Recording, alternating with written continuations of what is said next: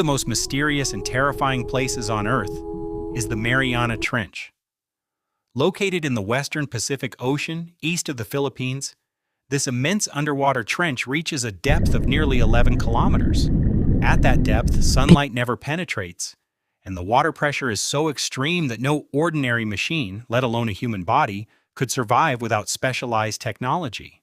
While the upper layers of the ocean are full of life, everything changes as you descend deeper. Beyond about 1,000 meters, sunlight disappears completely, giving way to a world of total darkness. Strange creatures inhabit these depths, many of them producing their own light to hunt or communicate.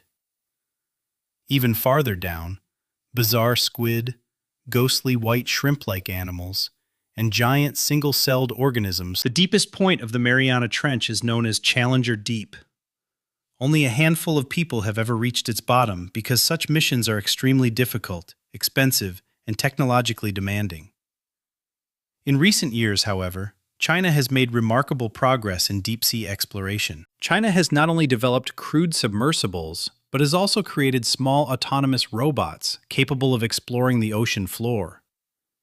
These robots can scan vast underwater regions, collect valuable scientific data, and operate for long periods at a relatively low cost. As a result, China's deep-sea research capabilities have expanded rapidly. But why is there so much interest in the deepest parts of the ocean? The answer lies beneath the sea floor. Scientists believe these depths contain enormous natural resources. One of the most promising is methane hydrate, often called flammable ice. Although it looks like ordinary ice, it burns when ignited because it contains trapped methane gas. Many researchers consider it a potential energy source for the future.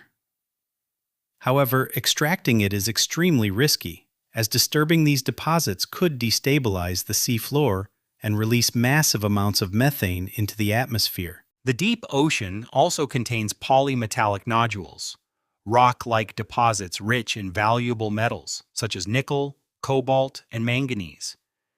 These minerals are essential for manufacturing advanced batteries, electric vehicles, and many modern technologies. As global demand continues to rise, these underwater resources are becoming increasingly valuable. Beyond natural resources, the deep ocean also holds tremendous strategic importance.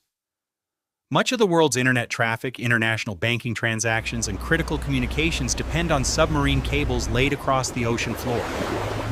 Thoughtful.